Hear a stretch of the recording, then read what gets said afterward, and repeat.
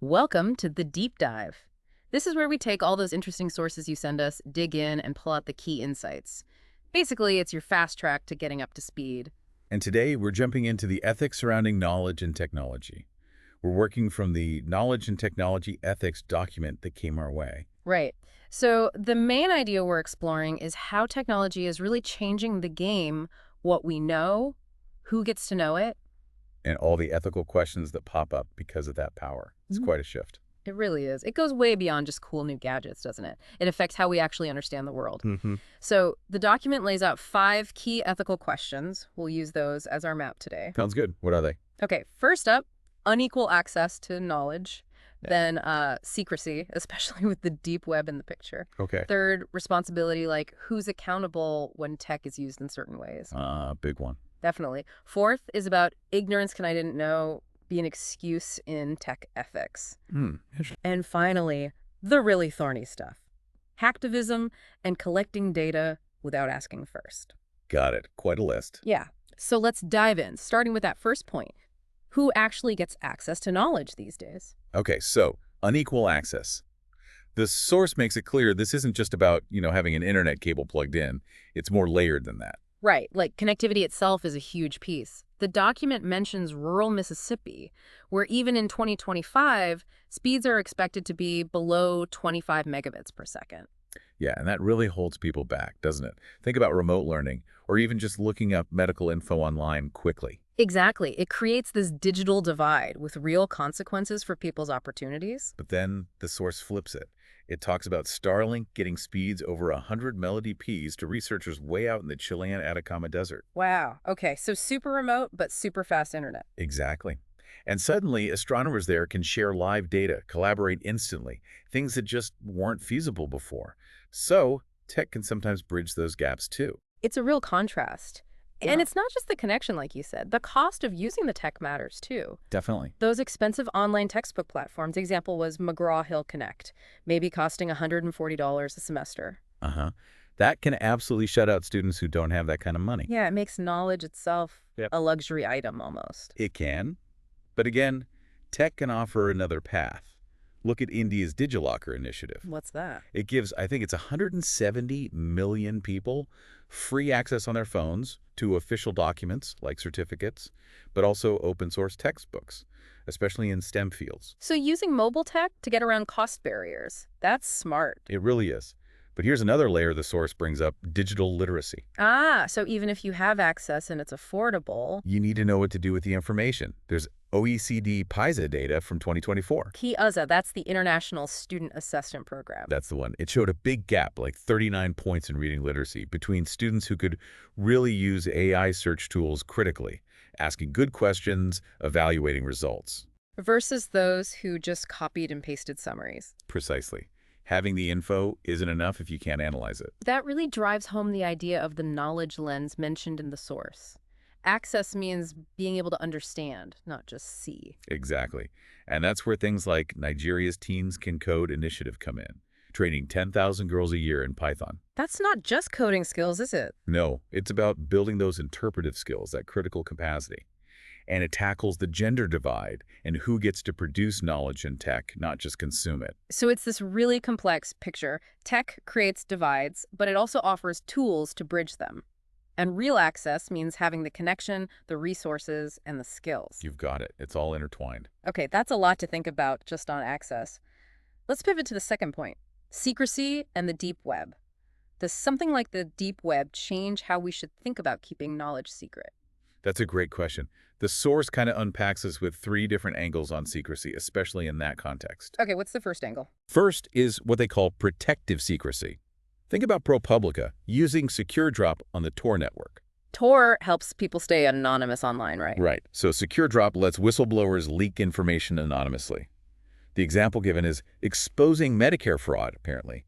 Tips through systems like this helped recover over $3 billion since 2018. Wow. So in that case, secrecy helps bring wrongdoing to light, protects the whistleblower, serves the public good. Exactly. Secrecy enables accountability there. But then you have the flip side, predatory secrecy. It sounds bad. It is. The example is Alphabet, that huge dark market site they shut down. Oh, yeah, I remember that, selling all sorts of illegal stuff. Totally. Fentanyl, stolen credit data, hundreds of thousands of listings. Here, the secrecy of the deep web was used to hide and facilitate really harmful criminal activity. So the exact opposite outcome of the whistleblower example. Precisely. And then there's a third category the source calls the gray zone. Okay, what fits in there? Sci-Hub is the key example. It provides free access to millions, maybe 88 million, research papers that are normally behind paywalls. Right. So great for researchers or students who can't afford subscriptions. Definitely increases access to knowledge. You could argue it benefits science. But it's breaking copyright law to do it. And that's the tension. Does the goal wider access justify violating copyright? There's no easy answer. It's definitely gray. So what's the main takeaway on the deep web and secrecy then? Well, the source suggests the deep web doesn't fundamentally create new ethical problems around secrecy, but it dramatically amplifies the existing ones. It raises the stakes. Exactly. Whether secrecy is good or bad really depends on the why, the what, and the consequences. What's the intention? What information is hidden? What happens because it's hidden? It's all about context. That makes sense. It's not the tool itself, but how and why it's used. Okay, let's move to the third big question. Responsibility. Who's on the hook for how technology gets used? Yeah, this is huge, especially as tech gets more powerful and maybe less predictable. The source gives us 3 case studies to chew on. All right, let's hear them. First, Clearview AI. We touched on this earlier, scraping billions of photos from social media. Billions with a B. That's hard to even imagine. It is. And they built facial recognition tech they sold to law enforcement. The risks were pretty clear, right? Misidentification, potential chilling effects on protests. And there were consequences for them, weren't there? There were. A big fine, 5 million euros from the French Data Protection Authority, CNIL, in 2024. And the EU's AI Act now flags this kind of biometric stuff as high risk. So regulators are stepping in, saying developers bear some responsibility. It seems that way. Second case, Stable Diffusion. This is about AI image generation. Right, creating images from text prompts. Yeah, but they released an uncensored version of their model. Yeah. And people quickly figured out it could be used to create deepfake pornography. That's incredibly damaging. Non-consensual sexual imagery, defamation. Absolutely horrible potential harms. And the response, again, points towards developer responsibility.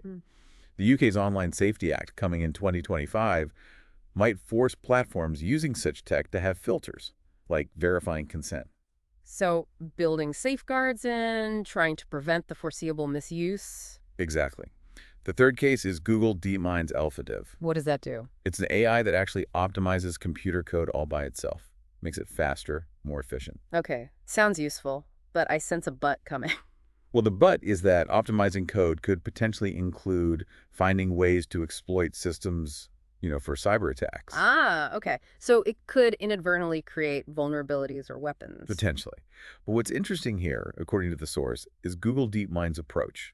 They publish safety guidelines and specific license terms, banning its use for offensive security work. So they tried to get ahead of the problem. Yes. The source calls it anticipatory governance, trying to build in ethical guardrails from the outset before it gets misused widely. Okay, 3 different cases, 3 different responses, but a similar theme emerging. What's the underlying principle here? The source suggests responsibility really ties into predictability and proximity. Could the developers reasonably foresee this kind of harm? How directly is their creation linked to the harm? So it implies a duty to look ahead. Yes, a duty to do proper risk assessments, due diligence, and to actually build ethics into the design process, not just tack it on later. Ethics by design. Right, thinking about the downstream effects. Okay, on to the fourth question. Ignorance. Can I didn't know fly as an excuse for unethical behavior in tech? The ignorance play. It's tricky. The source gives us examples that pull in different directions. Okay, late. On one side, you have a 2023 EU study. It found that about 27% of small online businesses didn't actually know their cookie banners weren't compliant with GDPR. GDPR, the big European data privacy law. So almost a third were unintentionally breaking the rules. Seems like it. And often for a first offense like that, especially for a small business, the authorities might just issue a warning, not a huge fine. Kind of acknowledging that maybe the rules are complex, things change fast, and genuine mistakes happen. Possibly, yeah. Some leniency for what looks like genuine lack of awareness, especially when the entity is small. But then compare that to the Boeing 737 AgX situation. Okay, a very different scale of consequences there. Totally different. Yeah. Engineers apparently ignored internal memos warning about the risks of a key sensor system. They did know, or at least they should have known, based on internal information. Exactly. And after those tragic crashes, investigators didn't call it ignorance. They called it willful blindness. Boeing ended up with a massive multi-billion-dollar settlement. So deliberately ignoring available knowledge is definitely not an excuse. Not at all, especially when safety's on the line. And looking forward, the source mentions a new standard, ISO IEC 42001, for managing AI systems. What's the idea behind that? Part of it involves requiring organizations to actually map out and document the competence needed to handle their AI systems. So you have to show you understand what you're deploying?